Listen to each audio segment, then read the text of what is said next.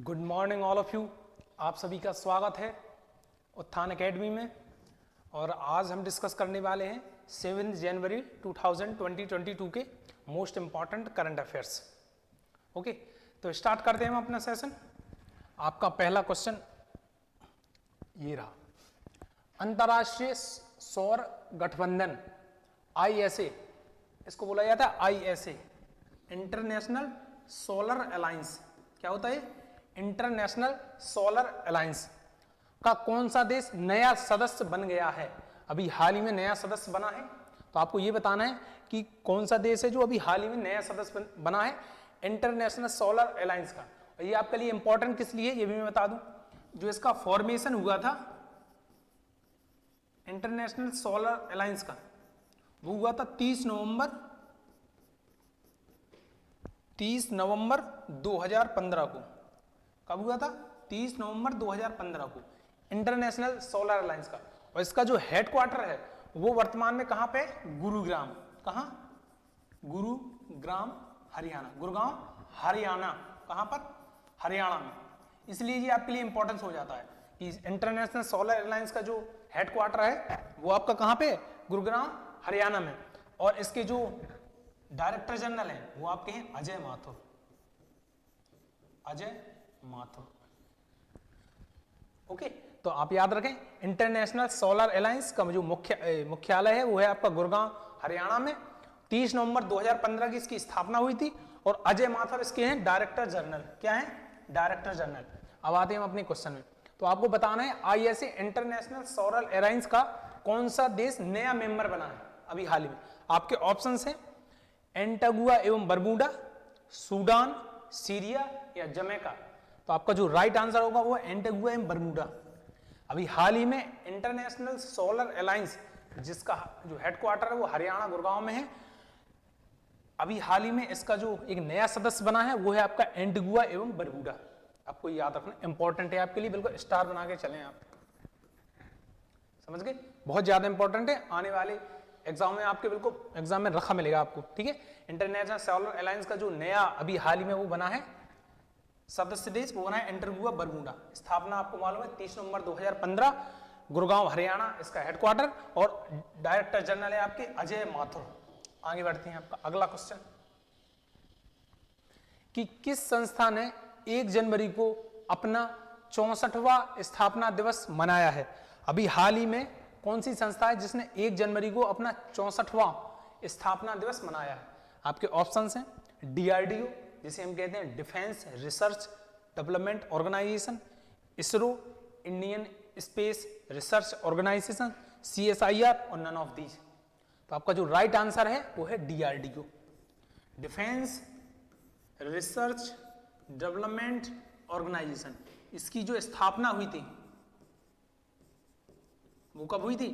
1 जनवरी 1958।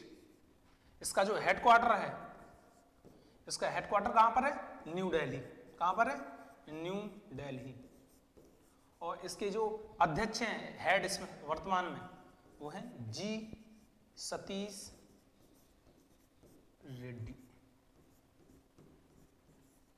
ये आपको याद रखना है। हेड है G Satish Reddy, headquarter New Delhi. 1 जनवरी 1958 को इसकी स्थापना हुई थी। अभी हाल ही में इसने अपना कौन सा स्थापना दिवस मनाया है? 64वां 64th स्थापना दिवस मनाया। किसने?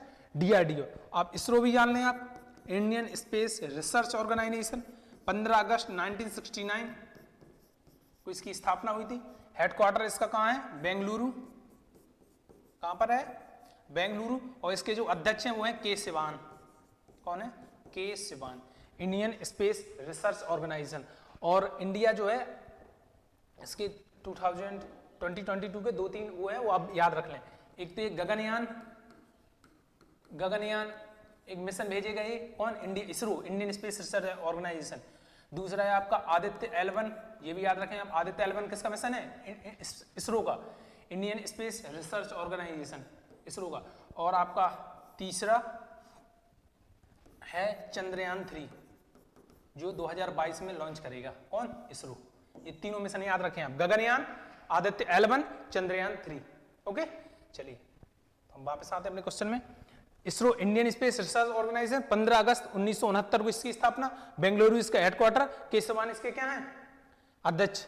DRDO defence research development organisation 1 जनवरी 1958 को इसकी स्थापना, headquarter New Delhi, G Satheesh Reddy इसके क्या है अध्यक्ष। ठीक है, और अभी हाल ही में डीआरडीओ ने कौन सा स्थापना दिवस मनाया अपना 64वां 1 जनवरी को। ओके, आगे बढ़े, चलिए आगे आपका नेक्स्ट क्वेश्चन, किसने संयुक्त राष्ट्र आतंकवाद विरोधी समिति के नए अध्यक्ष का पद ग्रहण किया है। इंडिया के हैं इसलिए आपके लिए इंपॉर्टेंस बन जाता है। संयुक्त राष्ट्र आतंकवाद विरोधी समिति के नए अध्यक्ष कौन बनाए गए हैं। ऑप्शंस आपके पास हैं, टीएस कृष्णमूर्ति, दिनेश कुमार खारा, TS Trimurti, none of these. तो आपका जो राइट आंसर होगा वो है आपका टीएस त्रिमूर्ति।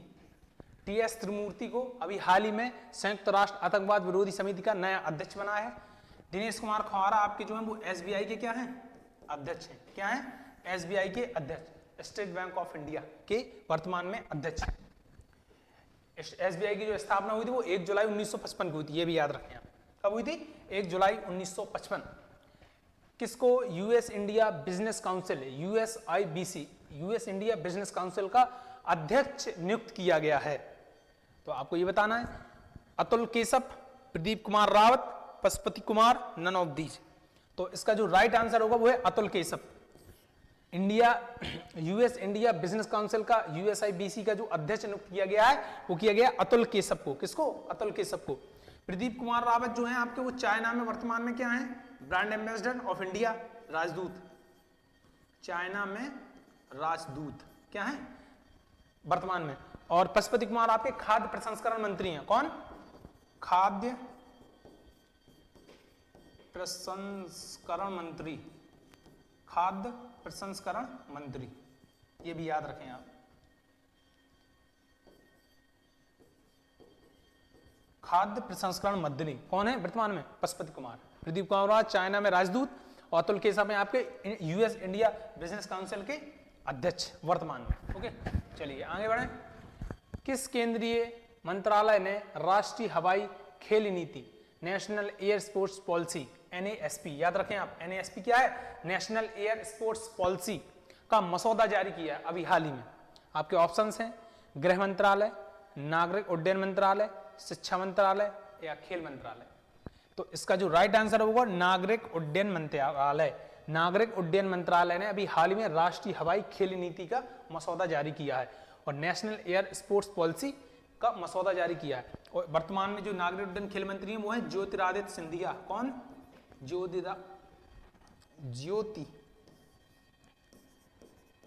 ज्योतिरादित्य सिंधिया, ग्वालियर के महाराजा ज्योतिरादित्य सिंधिया। ठीक है, और गृह मंत्री आपको मालूम है मिस्टर अमित शाह। कौन है अमित शाह। और शिक्षा मंत्री आपके वर्तमान में और कौशल विकास मंत्रालय भी इनके पास है। कौन सा शिक्षा मंत्री और कौशल विकास मंत्रालय दोनों इनके पास हैं। ये हैं आपके धर्मेंद्र प्रधान, याद रखें आप। ठीक है, ये भी हो गया। नेशनल एयरफोर्स पॉलिसी कौन करेगा नागरिक उड्डयन मंत्रालय आपका मसौदा जारी करेगा इसका। आगे बढ़े। डीआरडीओ दिवस 2021 की थीम क्या है। Very most important question, very most important question है कि डीआरडीओ दिवस 2021 की थीम क्या है। जो 1 जनवरी को 64वां स्थापना दिवस बना है डिफेंस रिसर्च और डेवलपमेंट ऑर्गेनाइजेशन है, इसकी थीम क्या है। आयात, निर्यात, उन्नति या नोट। तो आपका जो राइट आंसर है वो है निर्यात। इसकी जो थीम रखी है डीआरडीओ ने, डिफेंस रिसर्च डेवलपमेंट ऑर्गेनाइजेशन ने। वेरी मोस्ट इंपॉर्टेंट लगा लें आप इसमें कि जो 1 जनवरी 2022 को, सॉरी 2021 नहीं 2022 है, 2022 की जो थीम रखी है किसने डीआरडीओ ने, डिफेंस रिसर्च डेवलपमेंट ऑर्गेनाइजेशन है, वो क्या है आपकी निर्यात। बिल्कुल छाप लें आप। डीआरडीओ को 1958 में स्थापना, उसका न्यू दिल्ली हेडक्वार्टर और जी सतीश रेड्डी इसके अध्यक्ष, याद रखें आप। चलिए आगे बढ़ें। आपका अगला क्वेश्चन आपकी स्क्रीन के ऊपर ये रहा। वर्ष 2021-22 के लिए भारत का वार्षिक निर्यात लक्ष्य कितना है। 2021-22 के लिए जो भारत का वार्षिक निर्यात लक्ष्य है कि हम देखो इस समय भारत ने बहुत ज्यादा मतलब $37 अरब का निर्यात किया है इस साल, पता है आपको। 2021 $37 का, बहुत होता है। इस समय भारत अपने पीक पे चल रहा है, समझ गया। हाँ, तो भारत ने क्या है कि 2021-22 के लिए भारत का वार्षिक निर्यात लक्ष्य कितना है, तो $400 बिलियन, $500 बिलियन, $600 बिलियन या $300 बिलियन। तो आपका जो राइट आंसर है वो है $400 बिलियन।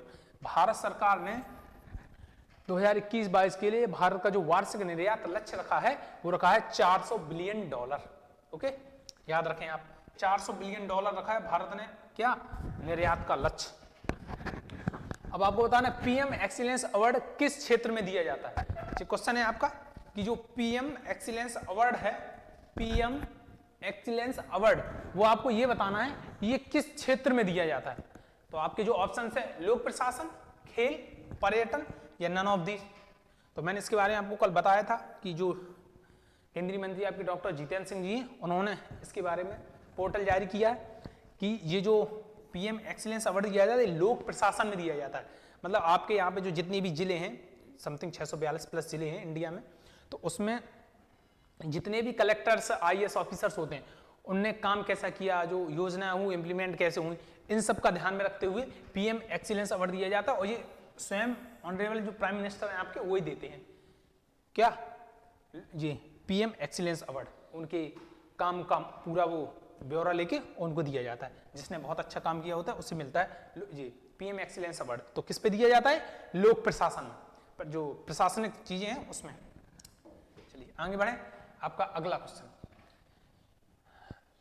किस राज्य ने अभी हाल ही में, आपको ये बताना है कौन सी राज्य सरकार जिसने जवाहरलाल नेहरू रोड का नाम बदलकर नरेंद्र मोदी मार्ग कर दिया है। अभी हाल ही में किस राज्य सरकार ने जवाहरलाल नेहरू रोड का नाम बदलकर नरेंद्र मोदी मार्ग कर दिया है। आपके ऑप्शंस हैं सिक्किम, नागालैंड, असम, अरुणाचल प्रदेश। तो आपका जो राइट आंसर होगा वो होगा सिक्किम। सिक्किम ने अभी हाल ही में जो वहां पे जवाहरलाल नेहरू रोड थी उसका नाम बदल कर क्या कर दिया है, नरेंद्र मोदी मार्ग। सिक्किम की कैपिटल है गंगटोक, नागालैंड की कोहिमा, असम की दिस्पस, अरुणाचल प्रदेश की ईटानगर। असम के जो सीएम है वो है हेमंत बिस्व शर्मा और जो गवर्नर है वो प्रोफेसर जगदीश मुखी। नागालैंड की कैपिटल है आपकी क्या, कोहिमा, और इसके जो सीएम है वो है नेफ्यू रियो, याद रखें आप, ठीक है। चलिए आगे बढ़ते हैं, अगला क्वेश्चन आपका, किस टीम ने अंडर 19 वर्ल्ड कप जीता है। आपको ये बताना है अभी हाल ही में अंडर 19 वर्ल्ड कप हुआ, और हुआ कहां पे, आप ये भी याद रखें, कहां पे, दुबई में। दुबई में खेले गए ये मैच, ठीक है। तो आपको ये बताना है किसने जीता है। तो आपका अपना प्यारा भारत, भारत ने किसको हराया है, श्रीलंका को, ये भी याद रखें आप। भारत ने किसको हराया है, श्रीलंका को। किसको, श्रीलंका को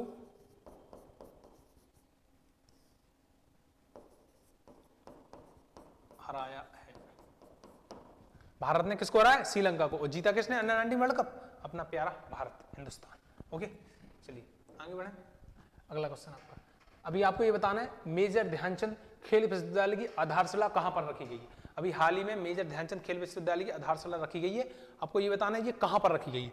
तो आपके जो ऑप्शंस हैं मेरठ, कानपुर, लखनऊ, प्रयागराज। तो आपका जो राइट आंसर होगा वो क्या, मेरठ।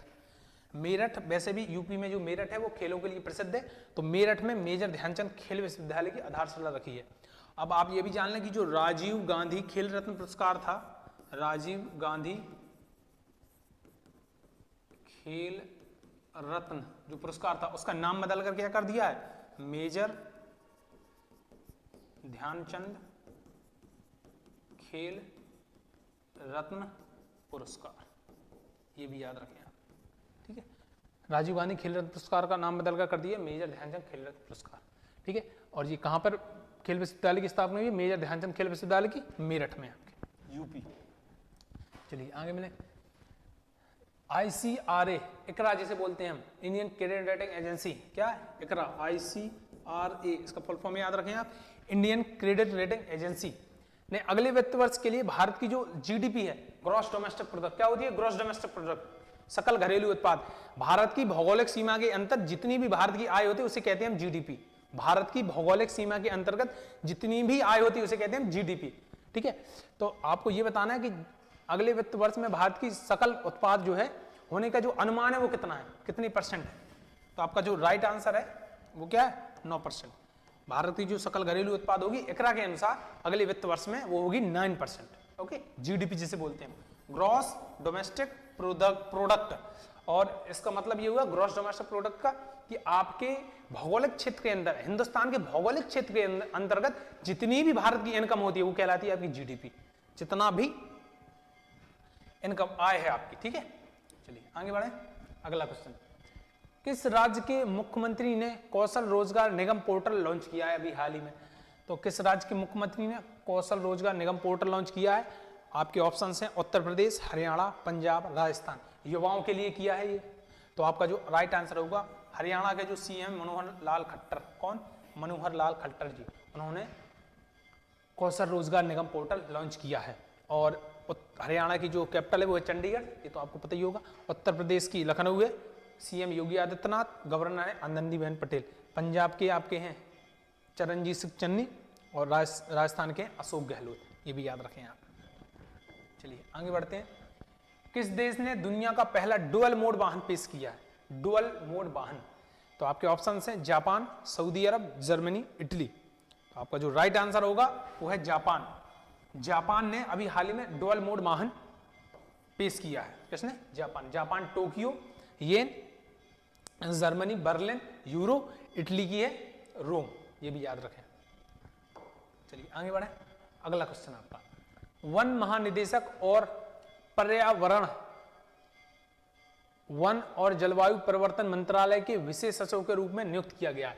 आपको ये बताना है भारतीय के वन सेवा अधिकारी ऐसे कौन से आईएफएस ऑफिसर हैं इंडियन फॉरेस्ट सर्विसेज के, जिसे पर्यावरण, वन और जलवायु परिवर्तन मंत्रालय का सचिव के लिए नियुक्त किया गया है। आपके ऑप्शंस हैं चंद्र कुमार गौरर, हिरल देसाई, विक्रम मिश्री, प्रदीप कुमार रावत। तो आपका राइट आंसर है वो है चंद्र कुमार गोयल। चंद्र कुमार गोयल एक आईएफएस ऑफिसर थे जिन्हें अभी हाल ही में वन महानिदेशक और पर्यावरण, वन और जलवायु परिवर्तन के मंत्रालय के सचिव का पद मिला है। अब ये विरल देसाई हैं, आप इन्हें जान लें। विरल देसाई कौन है? ग्रीन मैन ऑफ इंडिया कहे जाते हैं। अभी हाल ही में जो क्लाइमेट एक्शन अवार्ड मिला था वो इन्हीं को मिला था, ग्रीन मैन ऑफ इंडिया। ठीक है, कौन है? विरल देसाई। विरल देसाई ये हैं गुजरात के। कहाँ के हैं? गुजरात के। और विक्रम मिश्री आपके उप राष्ट्रीय सुरक्षा सलाहकार बने हैं। उप राष्ट्रीय सुरक्षा सलाहकार कौन बने हैं आपके? ये बने हैं आपके विक्रम मिश्री। ठीक है, और जो राष्ट्रीय सुरक्षा सलाहकार हैं आपके वो कौन है? मिस्टर अजीत डोभाल। और प्रदीप कुमार रावत आपके क्या है? चाइना में राजदूत, इंडिया के। चाइना में राजदूत, इंडिया के चाइना में राजदूत। और उप राष्ट्रीय सुरक्षा सलाहकार हैं विक्रम मिश्री। विरल Desai green man of India, climate action award भी इन्हें हाल ही में मिला था। चंद्र कुमार गोयल आपके पर्यावरण, वन, जलवायु परिवर्तन मंत्रालय के सचिव के रूप में इन्हें नियुक्त किया गया है। ओके, चलिए आगे बढ़े। अगला क्वेश्चन, यूको बैंक के एमडी और सीईओ के रूप में किसे नियुक्त किया गया है? अभी हाल ही में यूको बैंक के एमडी बने हैं, तो आपको बताना कौन है? बी सोमशंकर प्रसाद, दिनेश कुमार खारा, मल्लिकार्जुन राव, या नन ऑफ दीज। तो आपका जो राइट आंसर होगा ये है सोमशंकर प्रसाद को हाल ही में यूको बैंक का क्या बनाया गया है? एमडी एंड सीईओ बनाया था, chief executive officer and management director. Dinesh Kumar खारा आपके एसबीआई के हैं, हेड क्या है? एसबीआई के। अब आप थोड़ा सा एसबीआई के बारे में जान लें। एसबीआई की जो स्थापना हुई थी वो 1806 में हुई थी। सॉरी, एसबीआई की नहीं, 1806 में आया था आपका बैंक ऑफ कैलकाटा। ठीक है, और फिर 1840 में आया आपका एक बैंक ऑफ बॉम्बे। फिर 1843 में एक बैंक आया आपका, क्या नाम था उसका? Bank of Madras. ये 3 बैंक थे आपके जो ब्रिटिश गवर्नमेंट ने स्थापित किए थे, bank of Calcutta, bank of Bombay and bank of Madras. इन तीनों को मिक्स करके एक 1921 में, कब? 1921 में एक बैंक आया जिसे हम कहते हैं imperial bank of India.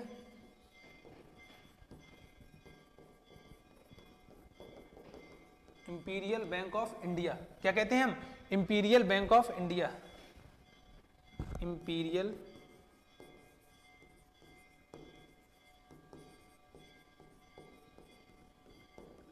Bank of India 1920। इसी का आगे नेशनलाइजेशन किया गया 1 जुलाई आपका 1955 को एसबीआई की क्या हुई, स्थापना हुई। 1 जुलाई 1955 को, 1 जुलाई 1955 को एसबीआई की स्थापना। इसके जो अध्यक्ष कौन है, कौन है इसके अध्यक्ष, आपके मिस्टर दिनेश कुमार खारा। और पीएनबी के बारे में भी जान लें आप, पंजाब नेशनल बैंक, इसकी स्थापना 1894 में हुई थी, लाहौर में हुई थी, और किसने की थी, लाला लाजपत राय जी ने। ठीक है, और आप एक और जान लें, इलाहाबाद बैंक आपका पुर्तगालियों द्वारा स्थापित बैंक है, और 1865 में इसकी स्थापना हुई थी। कब हुई थी, 1865 में, ये भी याद रखें आप। ठीक है, पुर्तगालियों ने। अब ये सबसे पुराना चलता हुआ बैंक है। ठीक है, वैसे तो सबसे पहले अवध कॉमर्शियल बैंक आया था, लेकिन वर्तमान में जो मतलब ऐसा बैंक जो स्थापना उसकी सबसे पहले हुई और चलता हुआ है, वो है आपका 1865 में इलाहाबाद बैंक, पुर्तगालियों ने इसकी स्थापना हुई थी। आप एक चीज और याद रखें, भारत में जो सबसे पहले आए थे वो पुर्तगाली ही आए थे। अगर यूरोप में आपसे ये पूछा जाए कि यूरोप से भारत में सबसे पहले कौन आया, सबसे पहले कौन आया, पुर्तगाली, और गया कौन, तो वही गए, कौन, पुर्तगाली, सबसे बाद में। ठीक है, ये याद रखें आप। ओके, ये थे आपके 7 जनवरी 2022 के मोस्ट इंपॉर्टेंट करंट अफेयर्स। मिलते हैं फिर नेक्स्ट क्लास में। ओके, चलिए, थैंक यू।